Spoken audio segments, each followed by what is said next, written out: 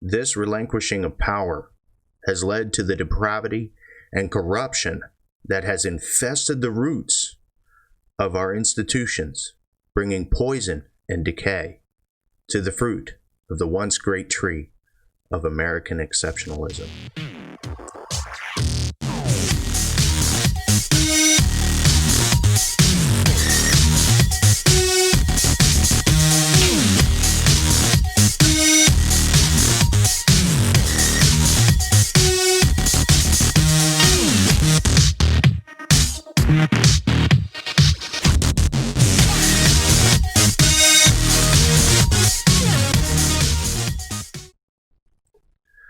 Good evening, everyone.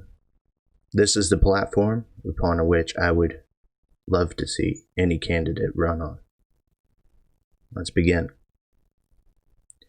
From the dawn of civilization, there have been successes and failures in the construct of governance, from the feudal system, like in Japan, to monarchs in the United Kingdom, warlords such as Genghis Khan, to a republic like the Romans enjoyed before Caesar. In almost all of human history, the governance of a society was built upon the dominance of a few over the many. That is, until 250 years ago. At that time, a new approach had emerged, a system built upon the foundation of the individual, where power did not reside at the top, but at the consent of the governed. The idea was revolutionary, and as such, led to a revolution. An outright rebuke of a ruler, and a rebuke of the dominance of one man over the other. The initial principles in the founding of this country was to make a system where each man was responsible for his own well-being, responsible for his own success, but also for his own failures. Each man was free to move about and to interact with others as he saw fit, and to pursue life, liberty, and happiness in whatever fashion suited him, so long as he did not impede or prevent the same pursuit for his fellow man. The role of government in the system was to act as a referee and a mediator,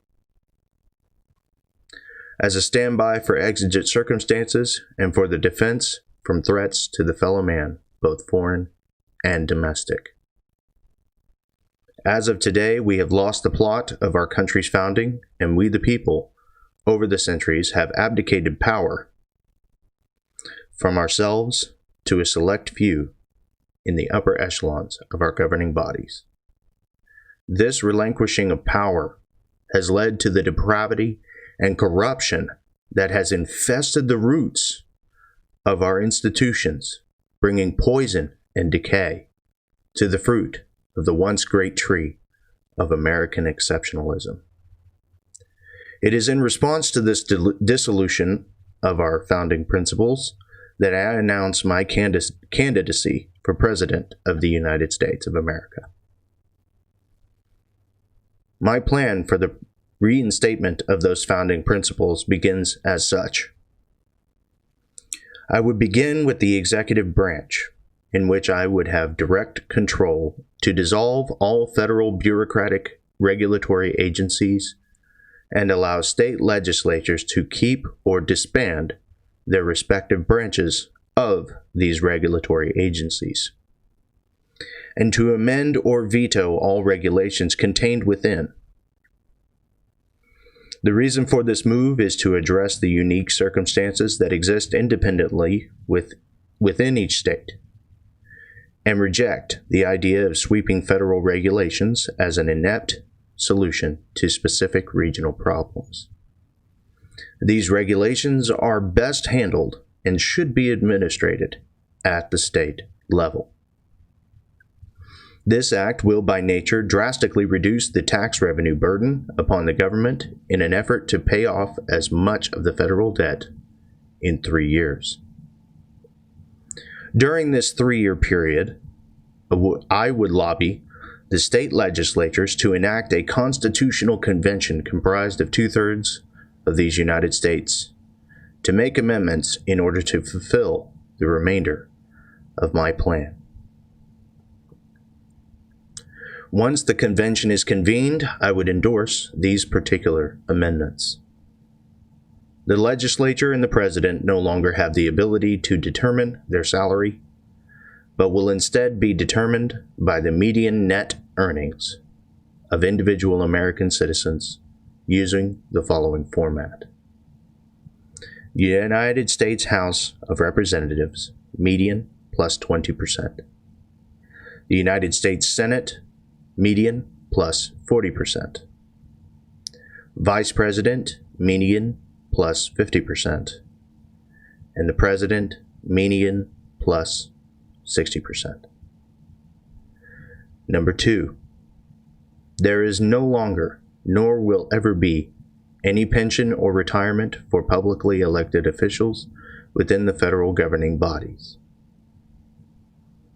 Number 3, all federal taxes levied against citizens and states are hereby ruled unconstitutional and replaced by a permanent sales and service tax not to exceed 10%. Number 4, lobbying at the federal level is hereby disbanded. All concerns may be brought before a state legislature, then to their respective representatives within the federal legislature by those particular state legislatures. Any federal judicial appointee who violates any constitutional law through a judgment they approve will be removed and replaced through the established constitutional process. Number 6, term limits for all federally elected public officers are as such. For the House of Representatives, 4 terms, a total of 8 years. For the Senate, 2 terms, a total of 12. Vice President, 2 terms, a total of 8 years. And for President, 2 terms, a total of 8 years. Any member of the federal legislature who votes in favor of a law that violates the existing statutes of the Constitution will be prohibited from holding federal office after the end of their current term. The federal legislature can no longer allow a budgetary deficit and must make a balanced budget for each fiscal year. Any state government that passes a law infringing upon the rights enumerated in the Constitution shall receive a penalty of $1 billion per year until the law is repealed. Any existing federal law that infringes upon the rights of law-abiding citizens shall strictly stated in the Constitution, are hereby repealed. With many of the proposed amendments, the intent is quite clear, but I shall address the purpose of their enactment. In the case of the first proposed amendment, the intention is to create an environment where the federal legislature is incentivized to improve the lives of their fellow citizens through employment and advancement in yearly monetary gain. The second is to emphasize the holding public office is a position of public service, and as such, once the time of service is through, a return to the private sector and personal monetary management are encouraged, since that is the system in which a majority of American workers participate. The Third Amendment stops the federal government from perpetually and increasingly creating new tax burdens upon American citizens. The fourth proposal is to halt the onslaught of crony capitalism and abandonment of the average American in favor of more affluent influencers and donors. The fifth is intended to reinforce the Constitution and to prevent the contortions of its clearly stated parameters by judicial activists. Number 5 further protects our foundation by rooting out poison that might make it into the federal system. The 6th is meant to mitigate the effect and frequency of career politicians.